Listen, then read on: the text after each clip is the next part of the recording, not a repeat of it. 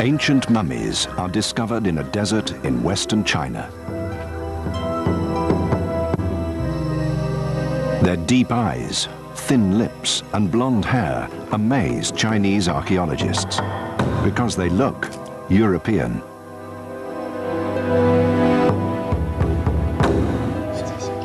The discovery of these Caucasian mummies defies history as we know it. Where did they come from? Why did they move into China? And what fate led them to vanish into the desert air? Scientists would journey to the edge of recorded history to pursue the desert mummies of China.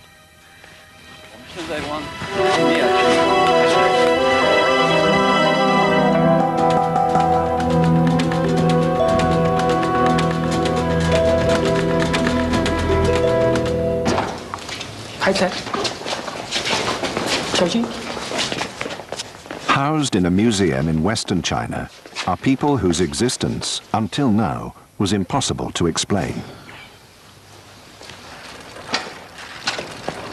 The bodies are so fragile that permission to film them has been denied until this day.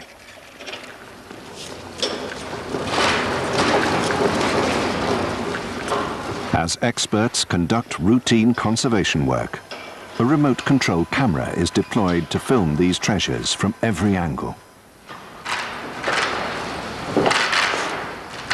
One look at the individual under this shroud reveals a central mystery.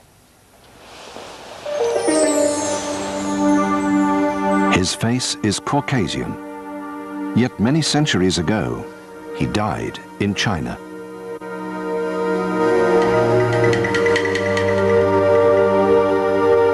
His remains were discovered in Xinjiang province.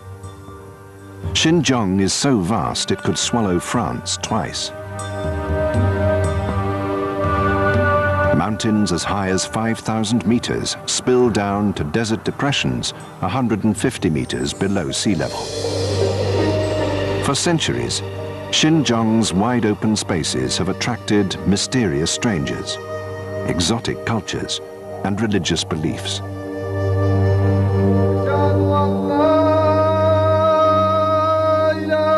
An Islamic culture called Uyghurs moved into the region from Mongolia in the 8th century AD. Today, they coexist with ethnic Chinese in this land of extremes. Allahu Akbar.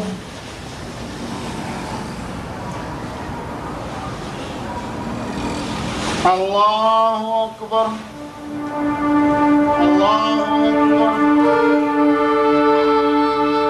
Like a giant furnace, the Taklamakan Desert rests in the Tarim Basin at the base of Xinjiang. In the span of a day, temperatures can soar from -7 to around 50 degrees. The name Taklamakan means, "Go in, and you will not come out."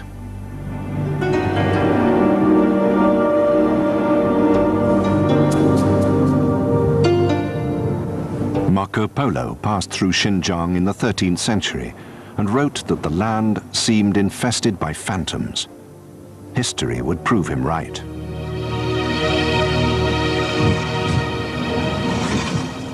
In the early 20th century, British explorers stumbled upon an enigma. A young man was discovered, enclosed in a crude coffin. His costume was non-Asian. The features of his ancient face seemed European.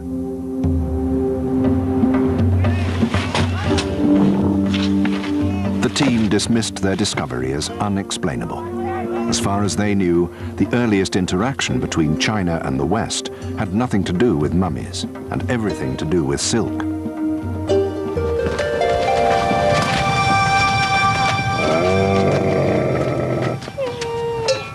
In the 2nd century AD, the Chinese created a trade highway called the Silk Road.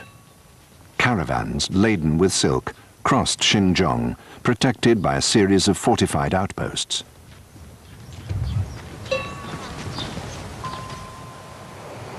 The fabric was destined for the streets of Europe, where it was almost worth its weight in gold. In the 1960s, Chinese archaeologists excavated Silk Road sites. A shocking discovery awaited them. Near a fortress called Gaochang, new mummies emerged. This time, the bodies were Asian.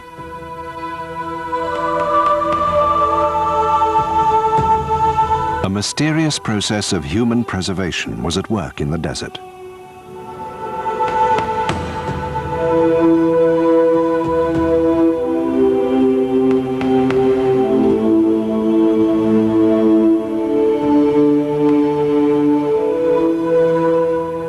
The footprints of this Asian woman are clear to the naked eye. A clue to her death was the shape of her abdomen. This body that we're looking at is 1,200 years old. This woman is from the Tang dynasty, and apparently she died in labor. It must have been an agonizing death from the look on her face and her hands. It was amazing seeing this body appearing before our eyes. But then, as our work progressed, we started to find more mummies in other areas of Xinjiang, and they were a lot older.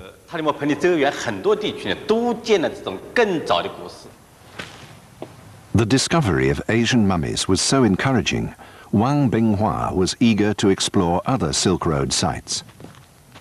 The last thing on his mind were the early British reports of Caucasian mummies. The idea that Westerners had lived in ancient China just seemed too fantastic.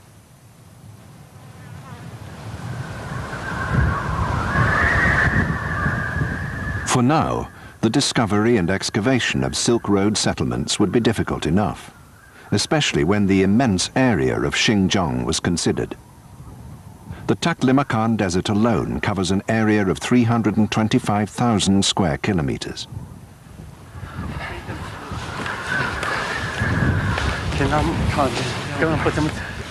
Wang Binghua's monumental survey was brought to the attention of Western archaeologists by Victor Mayer of the University of Pennsylvania. People obviously couldn't live in the dryness of this desert, this huge desert, but they did live all the way around in these oases between the mountains and the desert.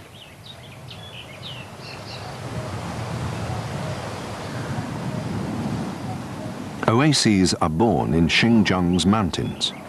Fields of melting snow feed a network of desert rivers. So vital is every drop of water that a 3,000-kilometer system of underground channels was developed. Called the Carrez, it was built centuries ago to prevent evaporation.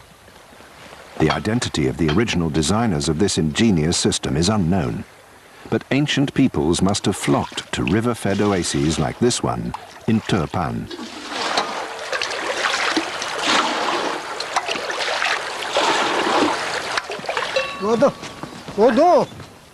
Even the smallest clue to Xinjiang's earliest occupation was worth more to Wang Binghua than all the precious waters of the Carrez. From oasis to oasis, villagers were asked if they'd ever heard stories of ancient burials.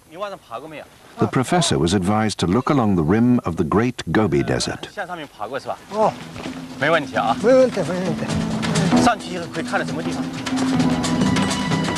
The most northern desert in the world, the Gobi stretches from southern Mongolia to western China. 1,200,000 square kilometers of hostile terrain.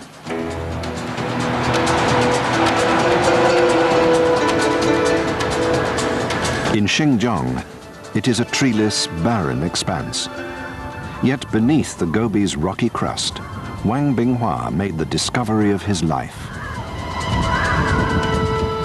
It happened in Wupu, a pristine desert town forgotten by time.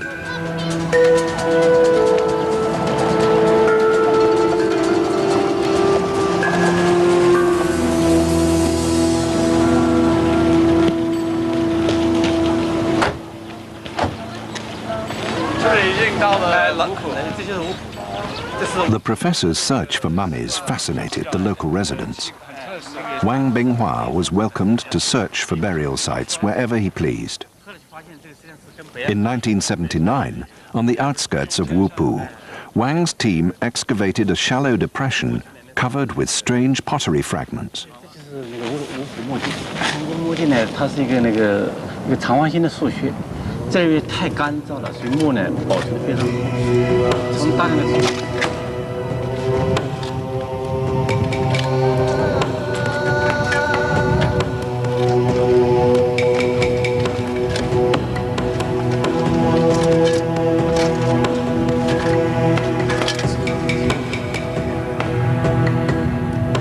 Layers of ancient logs and thatching were removed.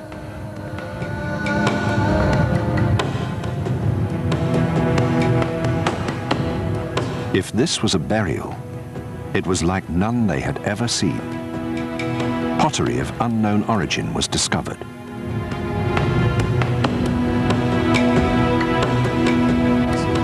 And then they discovered the mummified corpse of a middle-aged man. Many of these early finds were ruined by decay, possibly because their graves were disturbed centuries ago. What mattered were the skulls. The low and wide facial dimensions and strongly projecting nasal openings proved they were Caucasian.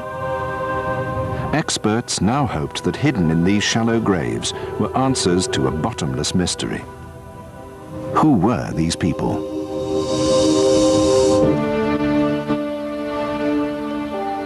The mummies found in Wupu, China, gave researchers tantalizing hints of European origins. This is Wupu woman, who died at the age of 20. She was the first of a series of well-preserved mummies.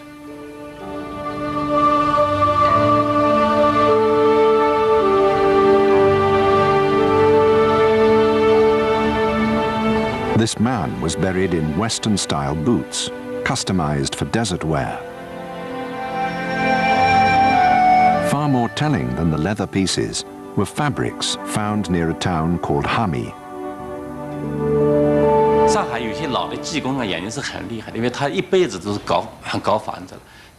I once showed a piece of fabric excavated in Hami to a textile expert in Shanghai, without telling him what it was. He thought it looked like the kind of material Shanghai people used to make pants around 1949. When I told him my fabric piece was over 3,000 years old, he couldn't believe it.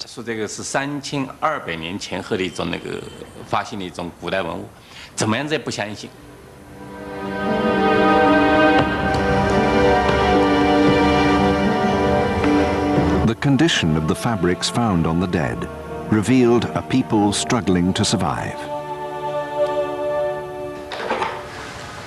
For some experts, the mummy fabrics provided a major breakthrough to the possible origins of these nomads.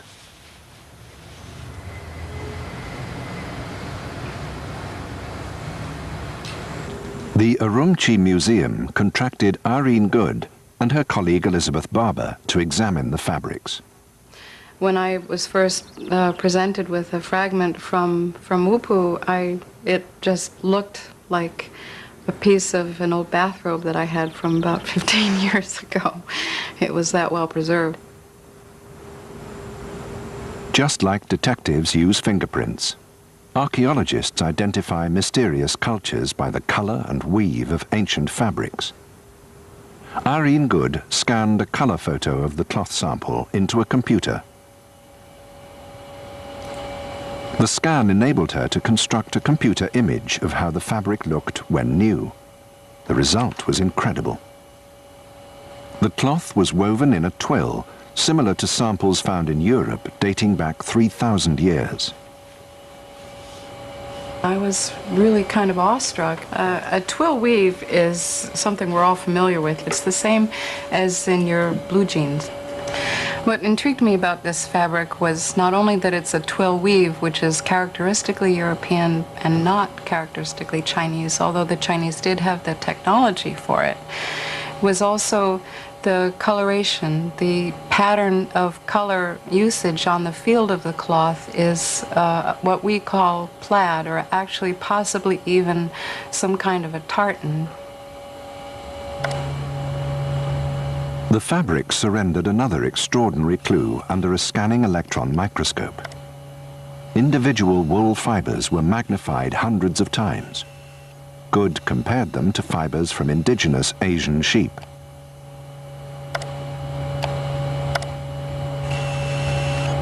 The type of wool appeared to be of a type that's not known in Western Asia, but in Iron Age Europe.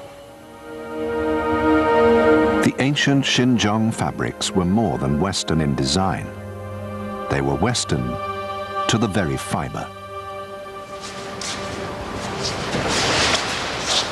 Encouraged by the early finds, archaeologists wondered if Caucasian burials were widespread throughout Xinjiang. Wang Binghua and his colleagues took a second look at the journals of early explorers.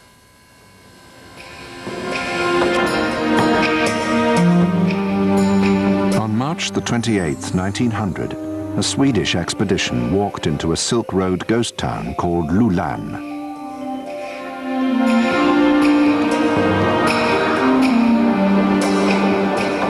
The party uncovered tons of antiquities in the ruins, unaware that greater treasures were hidden deeper still.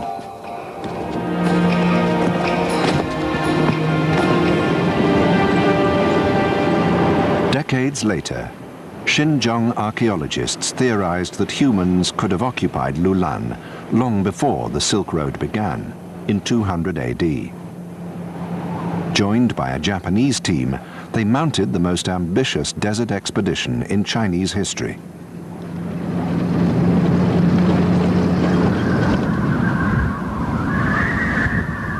An ancient citadel was excavated, and a strange formation surfaced.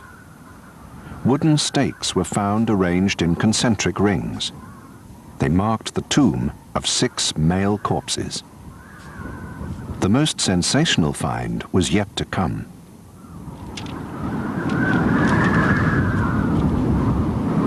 The body was found wrapped in a coffin of poplar wood.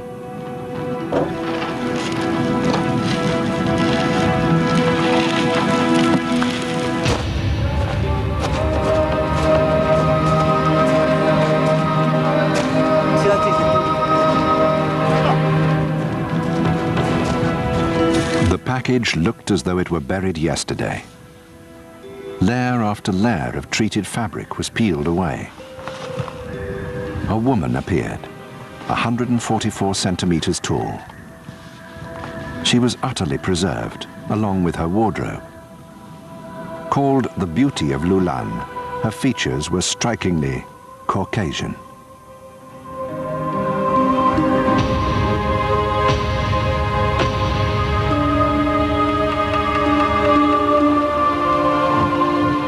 But the search for mummies was not yet complete.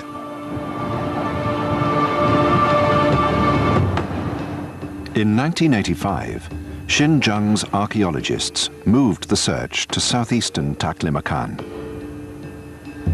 In Chechun County, they struck gold. Several hundred tomb sites were discovered. They found a mummified infant wrapped in purple wool. The eyes were covered in colored stones to keep the lids closed. A second grave was completely undisturbed and provided the most spectacular mummies found to date.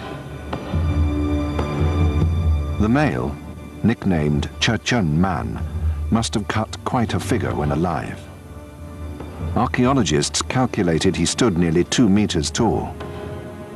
Even in death, the features of his face were strong, his blonde eyelashes and beard intact. A female mummy, Chechun Woman, had yellowish-brown hair arranged in 4 braids. The preservation was so complete that the couple seemed more asleep than dead.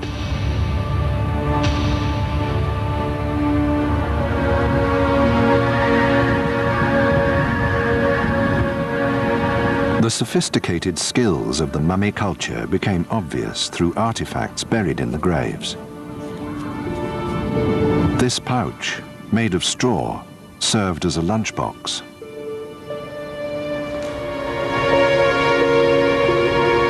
Woven with machine-like precision, the weave was practically airtight.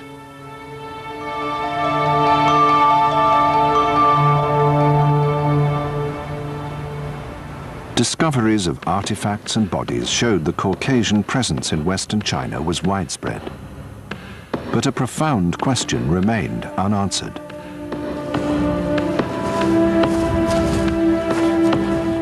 When did these people first enter China? And at what point in history did their struggle to survive in Xinjiang begin? Chinese investigators used a time machine to find out.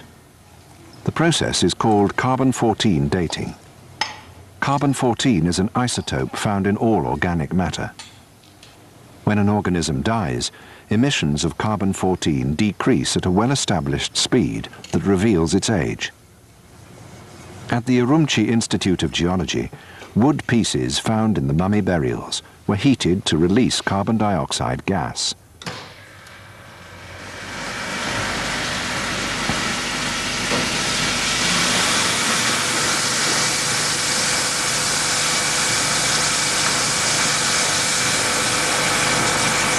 The gas was purified and condensed.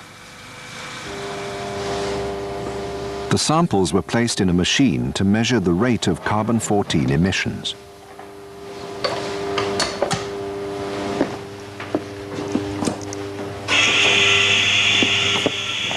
The moment of truth had come, as computers calculated the ages of the specimens. The dates that confronted Wang Binghua and his colleagues were almost beyond belief.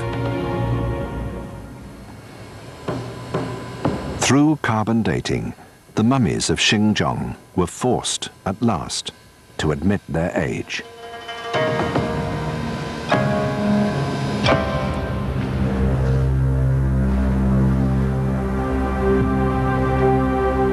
Reflected in the faces of the Xinjiang mummies lay a new revelation.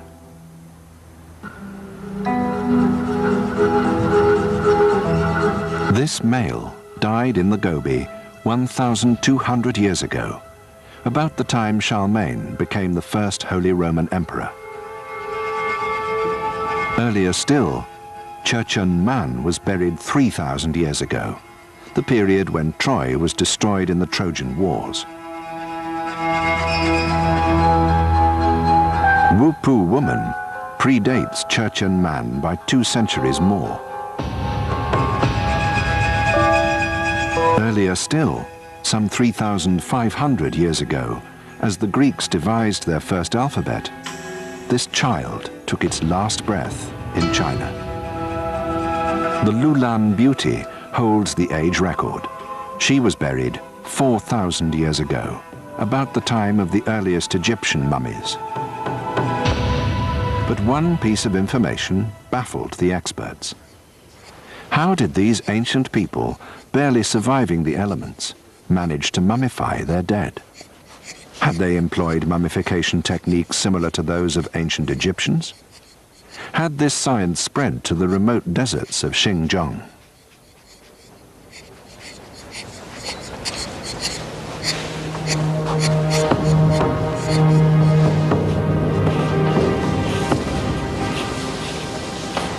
The beauty of Lulan is one of the best preserved mummies of Xinjiang. Because of her condition, archaeologists hope to find both her cause of death and clues to her mummification. An autopsy was performed. Lodged in the mummy's hair were lice. This discovery remains a mystery, since these insects only prey on the living.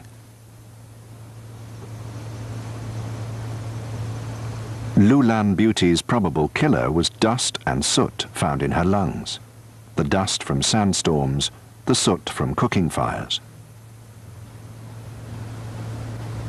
The autopsy also revealed that along with her lungs, the woman's intestines and other internal organs were still intact. Egyptian mummification involved the removal of the intestines to prevent decomposition of a corpse. Unlike the Egyptians, the Xinjiang people expected a certain amount of decay.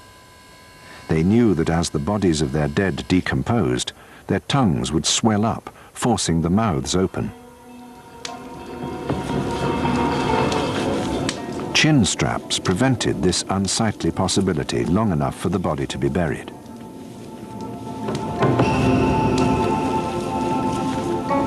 Straps bound the mummy's hands together. In this way, the arms were kept from falling to the side, creating a more dignified pose.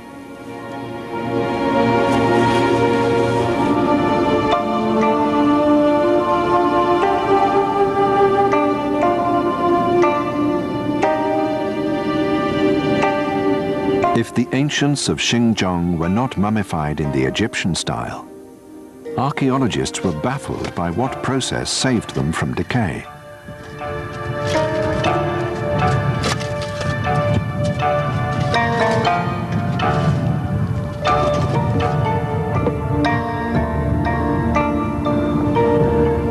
At the Wupu dig, the mummies were found resting on mud bricks, the finger marks of the ancient brickmakers still visible.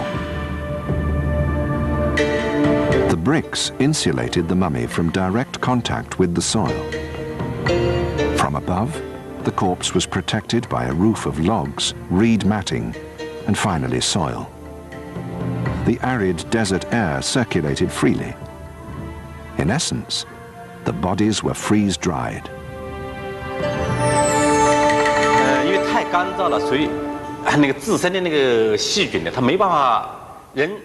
Under such dryness, bacteria can hardly grow.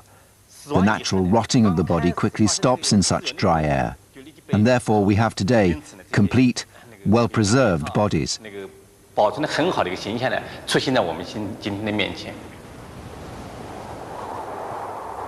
Yet, the preservation from region to region was by no means uniform. Some bodies were crumbling skeletons, while others, like Chechen Man, were in mint condition. In search of answers, Wang Binghua and Victor Mayer journeyed over the Tian Shan Mountains to a site called Barlikan Lake. According to legend, a young man ventured to this spot and vanished. The tears of his wife created this magnificent lake.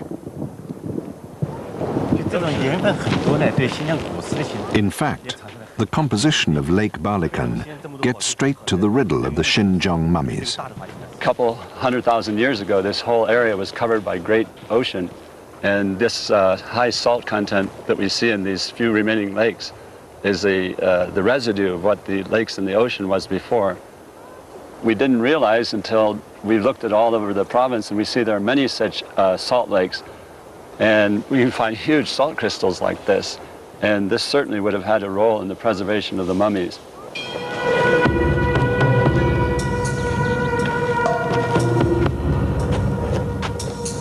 It's unlikely the ancients of Xinjiang were aware at first of the natural forces acting on their dead.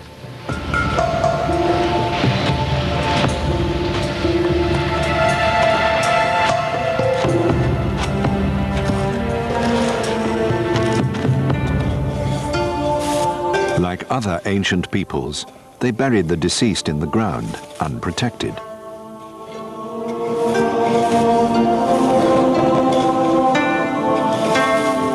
Over time, bacteria and insects consumed everything but the bones.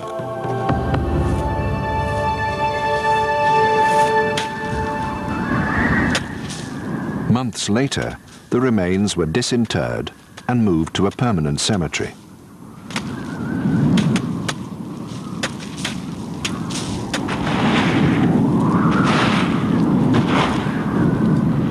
When the ancients of Xinjiang returned to their temporary graves, they discovered something amazing had occurred. Instead of bones, They found many of the bodies were mysteriously preserved.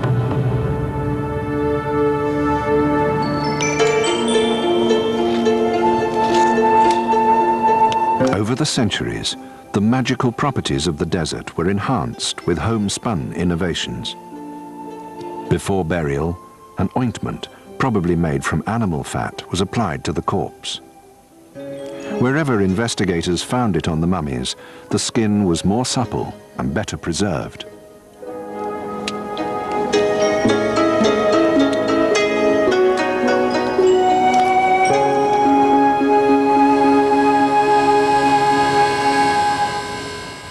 Something else found on the mummies was far more difficult to explain. Strange symbols in vivid colors gave hints to a secret world of spiritual rites and magical powers.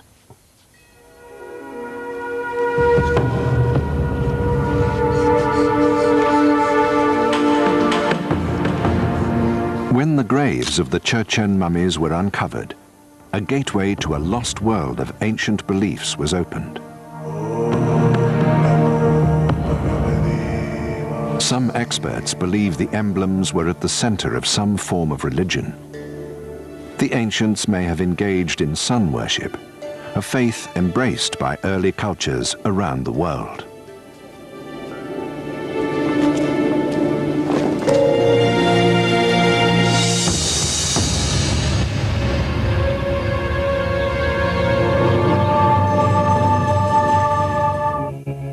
As forensic studies continued into the Chechen mummies, researchers were astonished by the wounds on this male adult. They're very clean cuts. They wouldn't have been made by a spear or other weapon, and they're tied up with horsehair sutures. It would seem that this was an attempt to surgically cure some illness that this man was suffering from, probably a lung disease, because there was a lot of lung disease out there from soot and from windborne sand.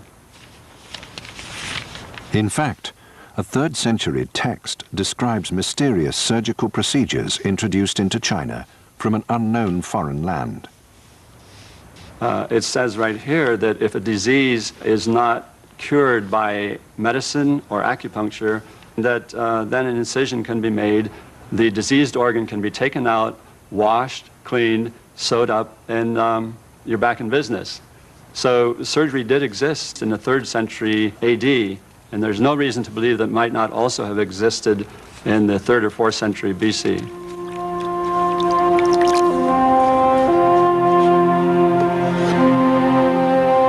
According to the ancient text, pain was deadened with a sedative of wine mixed with a morphine-like substance. It's also written that patients began to feel better 4 or 5 days after the procedure, with complete recovery in a month.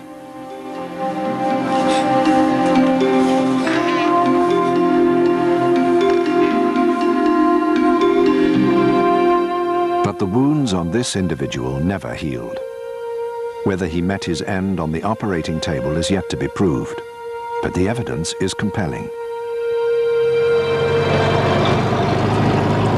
A mind-bending scenario was becoming more and more real to Wang Binghua and researchers around the world. 2,000 years before the birth of Christ, Western peoples of unknown origin were not only visiting China, they were living there, praying there, and dying there. More links between China and Europe were found in the 1980s.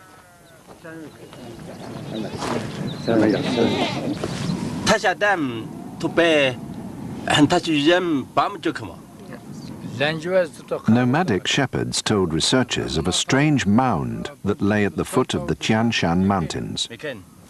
Oh, look at the size of these stones. Beneath it were the ruins of a building called Longzhou Wanza. It's the only Bronze Age structure built by Caucasians ever discovered in China. 3,000 years ago, these walls sheltered a people as alien to this region as the Vikings were to Newfoundland. Partial proof of Western habitation was confirmed by this cooking pot in the ruins. It's nearly identical to pots found in Europe. Like a bronze question mark, It challenged archaeologists to dig deeper for answers.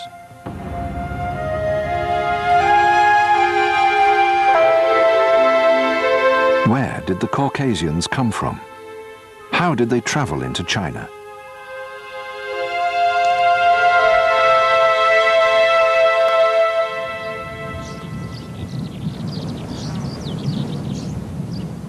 If Caucasians migrated from the west to China, how could they conquer the high mountain passes that surround Xinjiang? It has been said that humanity began to conquer time and space when it learned to sit firmly on the back of a horse.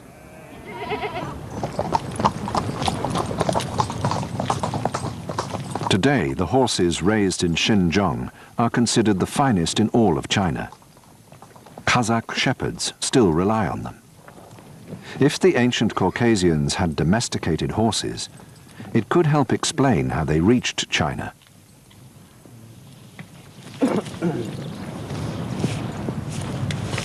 Far from the meadows of Xinjiang, anthropologist David Anthony got a tip straight from the horse's mouth. Anthony looked for clues to early Caucasian horseback riding at the base of the Ural Mountains, part of a region language experts call Indo-Europe. Working with Russian archaeologists, he found the skeleton of an ancient horse at a site called Batai. The remains were 5,000 years old. Just looking at the bones, it's hard to tell whether an ancient horse from an archaeological excavation was eaten for dinner or used in transport in some way. And this is the way we approached it. We decided to study bit wear. Normally when a bit is in a horse's mouth, it sits here, which is on the tongue and on the gums.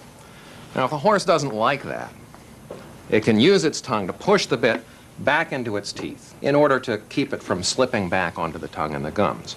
We decided to look at that part of the horse's tooth to see if we could find microscopic scratches, abrasions, traces of the wear made by the horse chewing on the bit. And we did. The wear on the front edge of the ancient tooth had created a sloping edge, as seen in this diagram. But how could Anthony be sure it was created by a bit? Now, we wanted to know what kind of bit could have made the wear that we saw on these horses in northern Kazakhstan. So we conducted an experiment at SUNY Cobleskill, a State University of New York campus near here, in which we rode horses that had never been bitted with organic bits, just to see can a bit made of leather or rope create that kind of wear. Aside from rope, bits made of deer antlers and bone were also used. After weeks of riding, the horses were carefully sedated. Anthony made plaster casts of their teeth to examine the wear marks.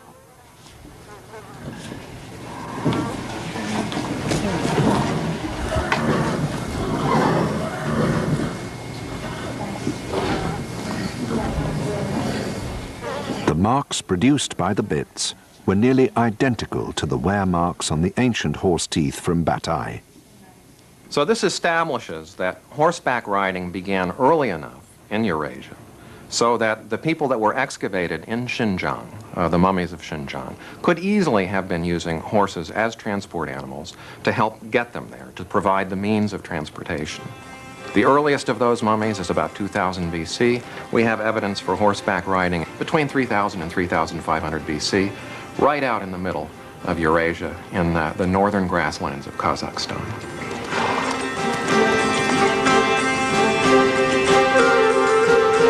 Two items were discovered in the Xinjiang mummy graves that support this theory.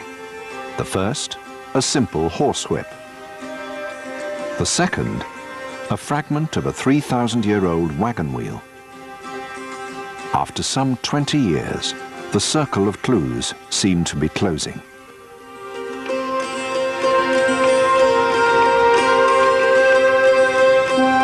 "5,000 years ago, Europeans occupied the western steppes and began raising herds of sheep and domesticating horses. 1,000 years later, a vast herding economy extended from Europe and most likely into northwest China.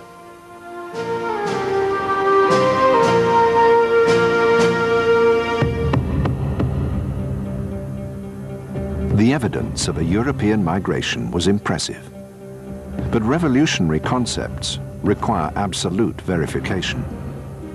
The only place to find the truth was in the mummy's DNA.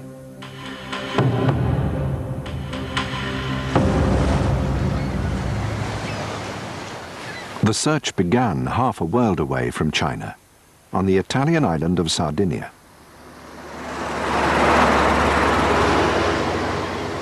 Paolo Francalacci is a scientist at the University of Sassari, where he specializes in ancient genetic material.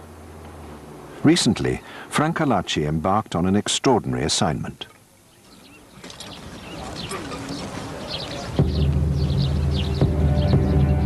With the help of Xinjiang experts, he was allowed to extract tissue samples from the mummies.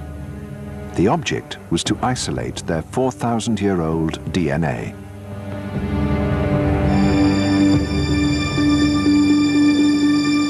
DNA is a double twist of molecules that contain the genetic blueprint of every cell in our body.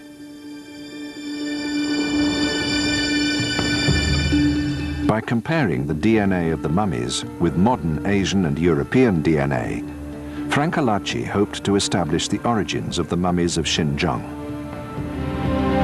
Tissue was harvested from the unexposed areas of the bodies, usually from the inner thighs or underarms. The biggest concern was contamination. A single skin cell from his own hand could taint the entire study. Well, the main problem when you analyze ancient human DNA is the authentication of the results, because you know the object and the subject of the study is exactly the same, so a human being. So you won't be sure that you are going to analyze the ancient molecules, not the modern one. I don't want to go there to analyze my DNA, of course. So we must be very careful, and so we must wear gloves, face mask. We must definitely avoid to touch with bare hands the corpses. 25 pieces of tissue from 11 individuals were taken. But due to a bureaucratic problem in China, Francalacci was only allowed to leave with a few samples. Working at the Institute of Molecular Genetics in Sardinia and Stanford University in California, Paolo Francalacci began a painstaking process.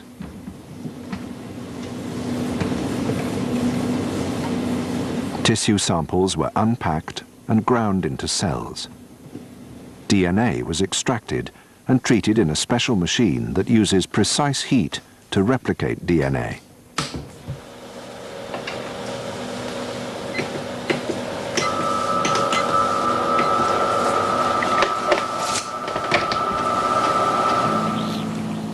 Radioactive isotopes were added to the solution. Placed in special gels, the DNA material migrated down hidden channels and formed a pattern.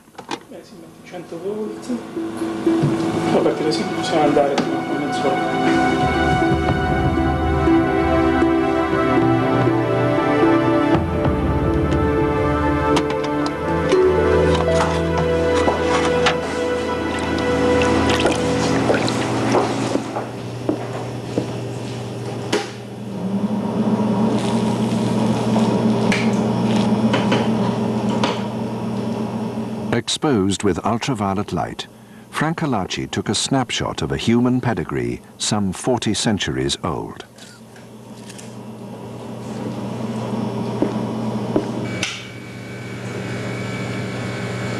The DNA patterns of the mummies were compared with living groups of people from China to Europe. It's possible to say at this point of the research that these people shared with Europeans some common genes. It's very hard for me to be more precise at this point, because I would need more samples for that.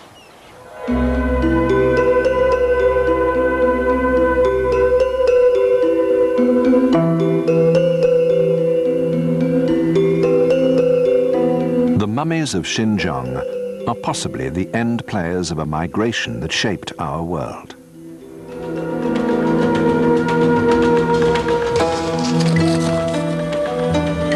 Along a grassland highway came prehistoric explorers looking for richer pastures. Ultimately, they crossed the snowy mountain passes into China.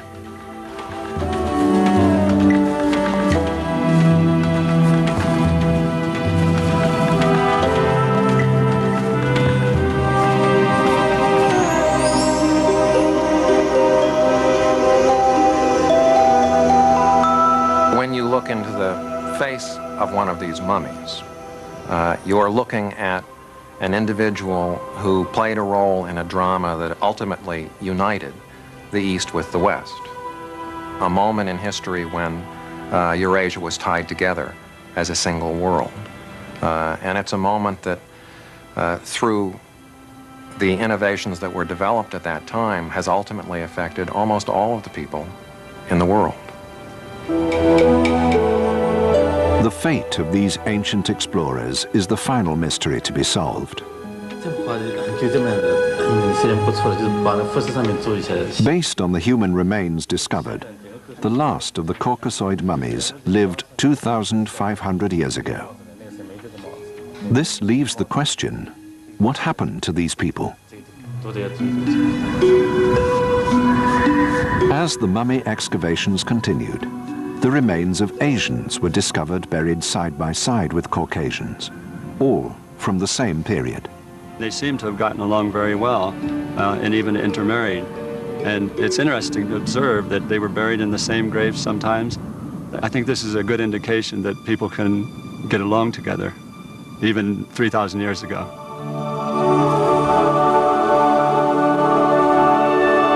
We can only imagine the moment when East met West, at the emotions that flowed from one side to the other.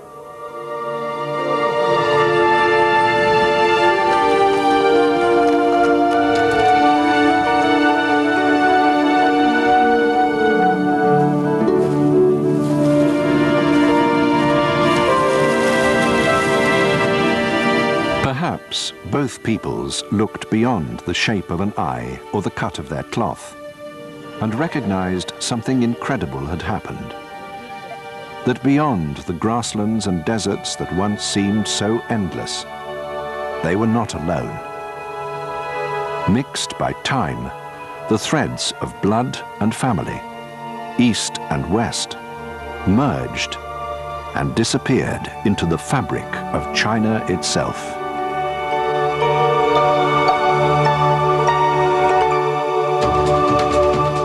You're watching Mummy Night here on Discovery, and coming up next, we look at mummies which have been frozen, including some you could pop in and see while shopping for souvenirs in Seattle.